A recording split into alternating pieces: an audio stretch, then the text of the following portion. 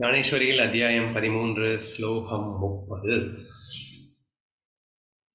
ஜகத்தனைத்தும் ஆத்மாவோடு ஒன்றுபட்டதாக பார்க்க வேண்டும். ஸோ நம்ம இந்த ஞான யோகத்தை பற்றி டிஸ்கஸ் பண்ணும்போது நான் ஒரு விஷயத்த சொல்லிட்டு இருக்கேன். ஆத்மா, மாயா, புருஷன், பிரகிருதி. ஸோ பரபிரம்மம், இந்த மாய விளையாட்டு. ஸோ இந்த ரெண்டையும் வந்து எக்ஸாக்ட்லி அவன் புரிஞ்சுக்கிறானோ அவன் தான் ஞானிங்கிற விஷயத்தான் ரிப்பீட்டடாக கண்டினியூஸாக நம்ம பார்த்துட்டு இருக்கோம். இந்த ஜகத்தை எப்படி பார்க்கணும், எப்படி ஞானி பார்ப்பான், மாயையை எப்படி பார்க்கணும், ஆத்மாவை எப்படி பார்க்கணும். இப்போ நேற்று ஸ்லோகத்தில் பார்த்தீங்கன்னா பிரகிருதி கர்த்தத்துவம் அனைத்து காரணம், ஆத்மா அகர்த்தா, அதாவது எதுக்குமே காரணம் கிடையாது. இந்த மாதிரி புரிஞ்சுக்கணும் அப்படிங்கிற மாதிரி. இப்போ மறுபடியும் இந்த ஜகத் அனைத்தையும் எப்படி நம்ம பார்க்கணும் அப்படிங்கிற அதே விஷயத்துக்குள்ள மறுபடியும் வரோம். பாருங்க, எப்போது ஒருவன் இந்த விதவிதமான உருவங்களோடு கூடிய பூதங்கள் அனைத்தையும் ஒரே வஸ்துவின் ரூபமாகவே பார்க்கிறானோ, சேம் திங் அகைன். ஓகேவா? இன்னைக்கு எவ்வளவோ பேதங்கள் இருக்கலாம். அந்த அத்தனை பேதங்களும் எதில் அடங்கி இருக்கின்றன அப்படின்னு சொன்னா, பேதங்களற்ற அந்த பரிபூர்ண சுத்த ஆத்மஸ்வரூபத்தில் அத்தனை பேதங்கள் அரங்கேறி இருக்கின்றன. அப்ப கற்பனையில சும்மா நாச்சுக்கும் பேதங்கள் இருக்கிறது. அப்போ நல்லது, கெட்டது, உயர்வு, தாழ்வு எல்லாம் பேதங்கள். ஸோ இதெல்லாம் கற்பனையில இருக்கு. எதுக்கு? உண்மையா இல்லை, சும்மா இருக்கு. ஆத்மஸ்வரூபமா அப்பழுக்கற்று தூயதாக எப்போதும் நிரந்தரமாக ஆனந்தமாக இருந்து கொண்டே இருக்கிறது. இதுல பேதம் கிடையாது. ஆனா பேதம் எல்லாம் அந்த கற்பனையில இருக்கு. ஆனா கற்பனை பண்றதே இவர்தான். ஸோ இந்த ரெண்டையும் தான் நம்ம திரும்ப திரும்ப புரிஞ்சுக்கிறதுக்கு ட்ரை பண்ணிட்டே இருக்கோம். சரி, அப்போதுதான் அவன் பிரம்மத்தை படைத்தவன் ஆவான். ஸோ நீ எவ்வளோ டிஃபரன்சஸ் எதில் பார்த்தாலும் சரி, உள்ள இருக்க நம்ம பிரின்சிபல் கோர் ரோல் நம்ம அடிக்கடி பேசுவோம். கோர்னா மையம், மையம்னா பேஸ், அனைத்துக்கும் அதி ஆதாரமாக இருக்கக்கூடியது அந்த பரபிரம்மம், பரமாத்மா. ஆனா அதுவே வேஷம் போட்டு வர்றத ரோல் அப்படின்னு நம்ம சொல்லுவோம். அப்ப ரோல்கள்ல வித்தியாசம் இருக்கும். ஆயிரம் வித்தியாசங்களை நீ பார்த்தா கூட உண்மையில நீ வந்து எதை பார்க்கணும்னா பிரம்மத்தை பார்க்கணும். உள்ள இருக்கக்கூடிய கோரை பார்க்கணும். கோரை பார்த்தா தான் லவ் வரும். நீங்க வேஷத்தை பார்த்தீங்கன்னு வச்சுக்கோங்களேன், வேஷம் தான் வரும். சரியா? ஸோ வேஷத்தை பார்த்தால் வேஷம் வரும், கோரை பார்த்தால் அன்பு மட்டுமே தெரியும். ஏன்னா அந்த வேஷம் எல்லாமே உண்மையில் மாயை, அது உண்மையே கிடையாது என்ற அந்த கண் கொண்டு எவன் பார்க்கின்றானோ, ஜலத்தில் உண்டாகும் அலைகள் போலே, பூமியிலிருந்து மேல் கிளம்பும் தூசிகள் போலே, சூரியனுடைய மண்டலத்திலிருந்து வெளிப்படும் சூரிய கிரணங்கள் போலே, தேகத்தினுடைய அவயவங்கள் போலே. என்ன அழகான எக்ஸாம்பிள் ஒவ்வொன்றுமே.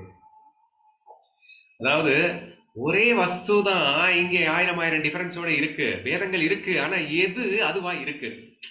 சரியா? ஃபர்ஸ்ட் இது அகர்த்தாவா பரிபூர்ணமா சுத்தமா இருக்குன்றதையும் சொல்ல வேண்டியது இருக்கு. அது வந்து எல்லா பேதங்களோட இருக்குன்னு சொல்ல வேண்டியது இருக்கு. சொல்லிட்டு கடைசியில இந்த ரெண்டு தனித்தனின்னு சொல்ல முடியுமா? ஆனா இதுதான்ப்பா கற்பனை பண்ணிட்டு இருக்கு அதுவா, அப்ப இதுதான் அது அப்படின்னு சொல்ல வேண்டியது இருக்கு இல்லையா? ஸோ அகெயின் இந்த ஒட்டுமொத்த ஞான யோகமும் இதை ரிப்பீட்டடா புரிய வைக்கின்ற முயற்சி. அப்ப இங்க என்ன எக்ஸாம்பிள்ஸ் அழகா அடிக்க ஆரம்பிக்கிறாரு? கடல், அலைகள். சரி, அலைகள்னா பேதம் இருக்கும். சின்ன அலைகள், பெரிய அலைகள்னு பேதங்கள் எக்கச்சக்கமா இருக்கும். ஆனா தண்ணியில என்ன பேதம் இருக்கு? அப்ப தண்ணி தான் சின்ன அலையா பெரிய அலையா 1008 பேதங்கள்ல இருக்கு. ஆனா உண்மையில அலைகள்ல பேதம் இல்லை. பூமியிலிருந்து மேற்கிளம்பும் தூசிகள் போலே.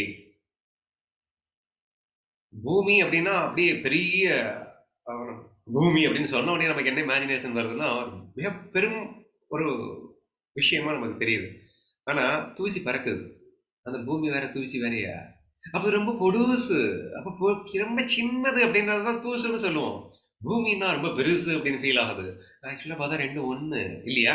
சோ அந்த ஒரு பேஸ்ல இருந்து தான் இந்த தூசி வருது. அப்ப தூசியும் பூமியும் ஒண்ணுதான், கடலும் மலையும் ஒண்ணுதான். நீல் தான், தண்ணீர் தான் கடலாகவும் மலையாகவும் இருக்கிறது. அந்த மாதிரி புரிஞ்சுக்கலாம். சூரியனுடைய மண்டலத்திலிருந்து கிளம்பும் சூரிய கிரணங்கள் போலே. சன் வேற, சன் ரேஸ் வேறையா? ஏன் சன்னு வேற சன் ரேஸ் வேறன்னு எப்படி பிரிக்க முடியும்? அது ரெண்டும் ஒண்ணுதான் இல்லையா? அதே மாதிரி தேகத்தினுடைய அவயவங்கள் போலே. இப்போ இந்த கை வந்து தனி, இந்த கை வந்து தனி, இந்த கால் தனி, இந்த கால் தனி, இந்த கண்ணு வேற, இந்த கண்ணு வேற, எல்லாமே நான் தான். இங்க பார்த்து சொன்னாலும் நான் தான், இதை பார்த்து சொன்னாலும் நான் தான், இதை பார்த்து சொன்னாலும் நான் தான், இங்க பார்த்து சொன்னாலும் நான் தான், இங்க பார்த்து சொன்னாலும் நான் தான். கையை எங்க காட்டினாலும் நான் தானேங்க. அவயவங்கள் எப்படி இருந்தாலும் நான் தானே. மனசில் அநேக விருத்திகள் போலும் உள்ளுக்குள்ளே எண்ணங்கள் பாருங்க, என்ன அழகான எக்ஸாம்பிள் பாருங்களேன். மனசுக்குள்ள லட்சக்கணக்கான விருத்திகள் சும்மா அப்படியே கிளம்புது. ஒரே மனசுக்குள்ள இருந்து தான் கிளம்புது. அப்போ ஒரே மனசுக்குள்ள இருந்து 1000 விருத்திகள் கிளம்புறது இல்லையே. அந்த மாதிரி ஒரே பரபிரம்மன் தான் இப்படி எல்லா பேதங்களோடு இருக்கிறான்டா. அப்ப நீ பிரிச்சிடாத.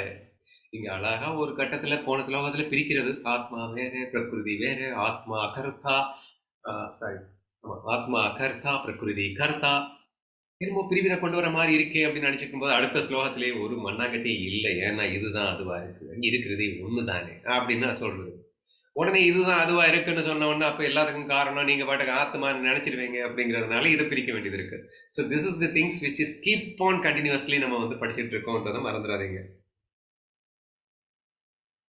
நெருப்பிலிருந்து உண்டாகும் நெருப்பு பொறிகள் போலே சகல பூதங்களும் ஒரே ஆத்மவஸ்துவின் அம்சங்கள் என்று அனுபவபூர்வமான அறிவு ஒருவனுக்கு எப்போது ஏற்படுமோ அப்போதுதான் பிரம்ம பிராப்திக்கு சாதனமான ஓடம் அவனுக்கு கிடைத்ததாகிறது.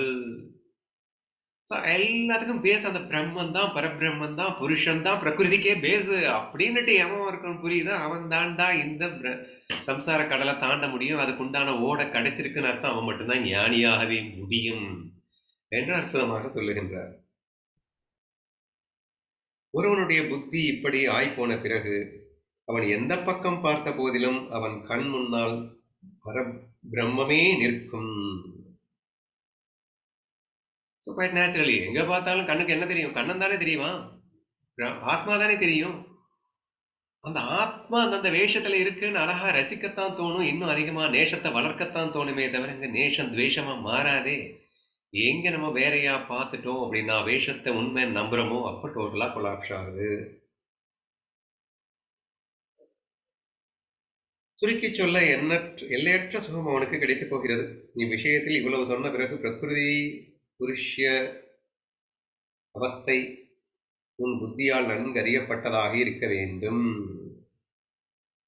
ஸோ இப்போ நான் இவ்வளோ சொன்னதுக்கு அப்புறம் இப்போ புருஷன் பிரகிருதி அப்படிங்கிறத பற்றி தெளிவாக புரிஞ்சுட்டு இருப்பேன்னு நினைக்கிறேன். ஏன்னா புருஷனை தனியாக சொல்றது, பிரகிருதியை தனியாக பிரித்து எப்படி பேசுறாரு, ப்ளஸ் ரெண்டும் பிரிக்க முடியாதுன்னு எப்படி புரிஞ்சுக்கிறாரு, ரெண்டையும் அழகா புரிஞ்சுட்டு இருப்பேன் இப்போ நம்புறேன்டா அப்படிங்கிறாரு.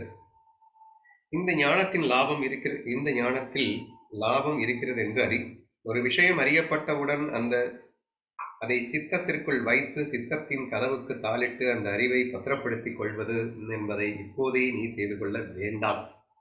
இன்னும் கம்பீரமான சில வார்த்தைகள் சொல்ல வேண்டியவையாய் விழுந்து நிற்கின்றன. ஆனால் நீ என்னிடத்தில் உன் மனசை அடமானம் வைத்துவிட்டு அவ்வார்த்தைகளை வாங்கிக் கொள்ள வேண்டும். இவ்விதம் அர்ஜுனன் தன்னுடைய சர்வாங்கத்தையும் கவனத்தால் செய்யப்பட்டதாக ஏற்படுத்திக் கொண்டான். இப்போ இவ்வளவும் சொல்லிட்டேன் அப்படிங்கிறதுனால இனிமே இதை இறுக்கி பிடிச்சிக்கிட்டு அப்படியே மனசுக்குள்ள வச்சுக்கிட்டு ஸ்மரணம் பண்ணி, ஏன்னா சிரவணம் பண்ணியாச்சு, அடுத்து மனனம் பண்ணி நித்தியாசனத்துக்குள்ள போகணும் அப்படின்னு முடியாத. இன்னும் கொஞ்சம் இருக்கு சிரவணத்துக்கு, இன்னும் நிறைய சொல்றேன், இன்னும் நல்லா புரிஞ்சுக்கோ. அதுக்கப்புறம் உட்காந்து மனனம் பண்ணி நித்தியாசனத்துக்குள்ள வந்து இந்த லைஃப்பை நீ என்ஜாய் பண்ண ஆரம்பிக்கலாம் அப்படின்னு சொல்லி இந்த ஸ்லோகம் நிறைவடைகிறது.